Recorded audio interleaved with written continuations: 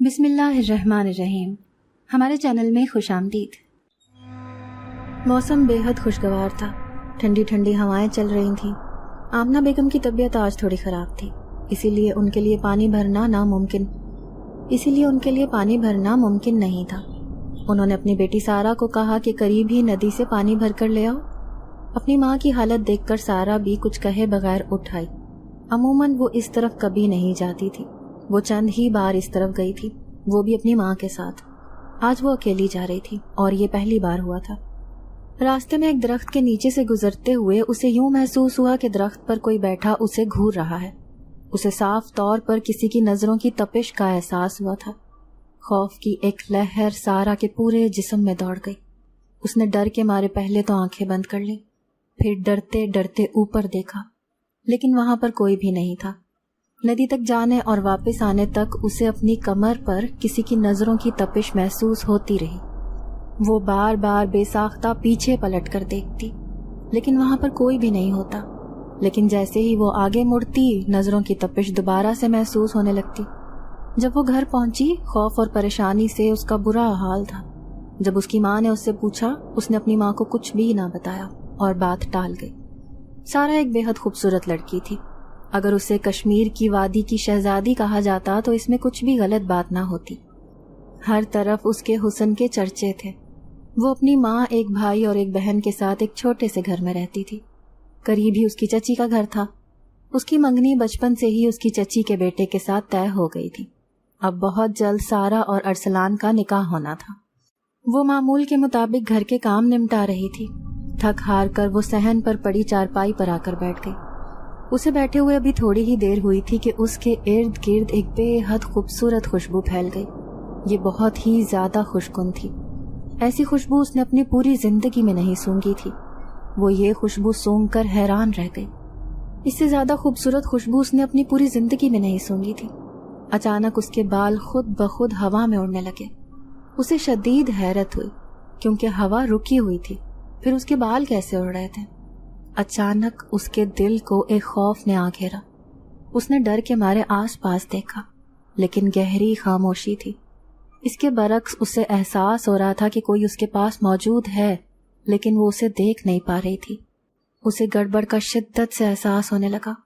ابھی وہ اٹھ کر بھاگتی ہی کہ اسے لگا کہ کسی نے اس کے قدم زمین پر جکڑ لیا ہو۔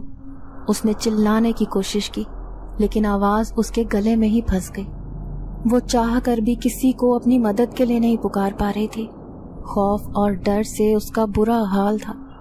جیسے ہی اس کی نظر اپنی چھت پر پڑی، وہ پرسکون نیند میں سو رہی تھی کہ اچانک ایک بے حد خوبصورت آواز پر اس کی آنکھ کھل گئی۔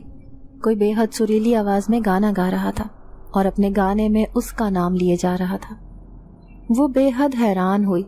خوف اور دہشت کے مارے اس کی اٹھنے کی ہمت نہیں ہو رہی تھی، لیکن کوئی غیر ماورائی طاقت تھی جو اسے اپنی طرف کھینچ رہی تھی۔ اس کے قدم خود بخود کسی روبوٹ کی طرح بستر سے اترے اور آواز کی سمجھ جانے لگے۔ آہستہ آہستہ وہ اپنے گھر سے کافی دور اسی درخت کی طرف آ گئی۔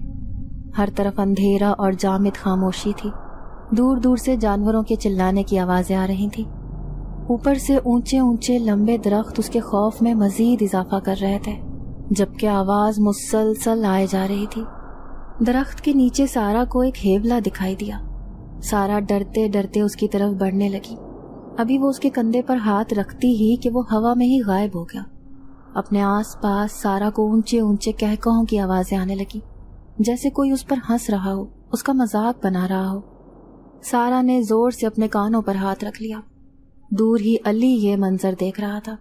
اس نے سارہ کو اٹھتے اور باہر آتے ہوئے دیکھ لیا تھا۔ وہ بھی حیران تھا کہ رات کے اس پہر وہ باہر کیا لینے آئی ہے، لیکن سارہ کی حالت اور اس کی دل سوز چیخ سن کر وہ بھی پریشان ہو گیا اور بھاگتا ہوا سارہ کی طرف آیا۔ جیسے ہی وہ سارہ کے پاس پہنچا، سارہ بے ہوش ہو گئی اور شدید بخار میں تپ رہی تھی۔ سارہ کو 3 دن تک شدید بخار رہا۔ سب گھر والے اس کی حالت دیکھ کر پریشان تھے کہ اسے کیا ہوتا جا رہا تھا، جبکہ اس کی چاچی بار بار اس کی شادی پر زور دے رہی تھی۔ آمنہ بیگم نے کچھ عرصے کا کہہ کر انہیں ٹال دیا۔ سارہ جاؤ کچن میں یہ گوشت ابال دو۔ آمنہ بیگم نے سارہ کو کچن میں جا کر گوشت ابالنے کا کہا۔ جیسے ہی گوشت لے کر وہ کچن میں پہنچی، اچانک ایک بہت ہی گندی بدبو اس کے نتنوں سے ٹکرائی۔ جیسے اس نے گوشت کی طرف دیکھا تو وہ گوشت نہیں بلکہ گندگی تھی۔ سارا نے زوردار چیخ ماری اور گوشت زور سے زمین پر نیچے پھینک دیا اور اونچی آواز میں چیخنے لگی اور رونے لگی۔ سب گھر والے پریشانی سے کچن میں آ گئے۔ کچن میں اس کی ہونے والی ساس بھی بیٹھی ہوئی تھی۔ جب انہوں نے کچن میں آ کر دیکھا تو سارا گوشت نیچے فرش پر پڑا ہوا تھا، جبکہ سارا زور زور سے پیچھے کی طرف ہٹ رہی تھی اور رو رہی تھی۔ یہ منظر دیکھ کر وہ سب حیران رہ گئے۔ آمنہ نے اپنی بیٹی کو سینے سے لگایا اور بولی، کیا ہو گیا بیٹا؟ امی وہ دیکھیں، وہ گوشت نہیں، وہ گندگی ہے۔ جیسے ہی سارا نے یہ کہہ کر زمین کی طرف اشارہ کیا، اس کی حیرت کی انتہا نہ رہی، کیونکہ وہ گوشت ہی تھا۔ سارا کچھ سمجھ نہیں پا رہی تھی کہ یہ اس کے ساتھ کیا ہو رہا ہے۔ آئے روز اس کے ساتھ کوئی نہ کوئی ایسا واقعہ پیش آ جاتا جو اس کی سوچ سے باہر ہوتا۔ اتنا تو اسے پتا تھا کہ یہ سب اس وقت سے شروع ہو رہا تھا جب وہ اس نہر پر کپڑے دھونے گئی تھی، لیکن اس نے کسی سے اس بات کا ذکر نہ کیا۔ اسے یہی لگتا تھا کہ سب اس کا مذاق اڑائیں گے۔ آج کے زمانے میں کون ان باتوں پر یقین رکھتا ہے؟ اوپر سے اس کی شادی کے دن بھی قریب آتے جا رہے تھے۔ اگر اس کی ساس کو ذرا بھی بھنک پڑ جاتی تو وہ اس کا رشتہ اپنے بیٹے کے ساتھ کبھی بھی نہ ہونے دیتی۔ سوچوں کا ایک لامتناہی سلسلہ تھا جو کہ سارا کے ذہن میں چل رہا تھا، لیکن وہ بے بس تھی۔ اگلی شام سارا صحن میں بیٹھی کپڑے دھو رہی تھی جب اسے یوں محسوس ہوا جیسے چھت پر کوئی لڑکا کھڑا اسے گھور رہا ہو۔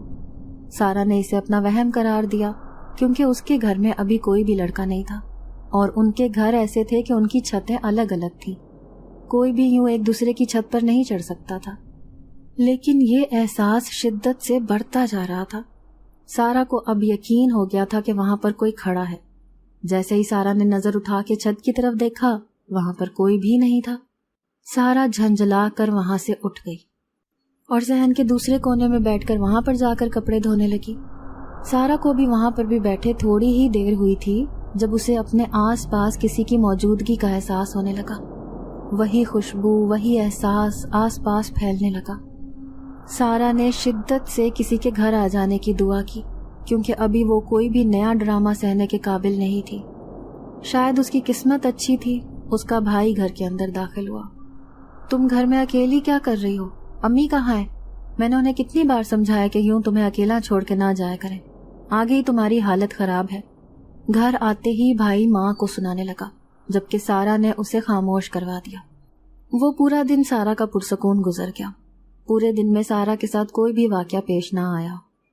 سوتے سوتے جب سارا کی آنکھ کھلی، اس نے اپنے آپ کو کسی انجانے محل میں پایا۔ وہ ایک بہت ہی بڑا اور خوبصورت محل تھا۔ اس نے اس سے بڑھ کر خوبصورت محل اپنی ساری زندگی میں نہیں دیکھا تھا۔ سارا کو شدید حیرت ہوئی، ابھی تو وہ اپنے چھوٹے سے صحن میں سو رہی تھی، پھر وہ اتنے بڑے محل نما گھر میں کیسے آ گئی؟ اس کے ساتھ ساتھ خوف کی ایک لہر اس کے پورے جسم میں دوڑ گئی۔ اس کا جسم خوف سے کانپنے لگا۔ کیا وہ کسی اور دنیا میں آ گئی ہے، یا وہ کسی مخلوق کے قبضے میں آ گئی ہے جو کافی دنوں سے اسے تنگ کر رہی تھی؟ بہت ساری سوچیں تھیں جو سارا کے ذہن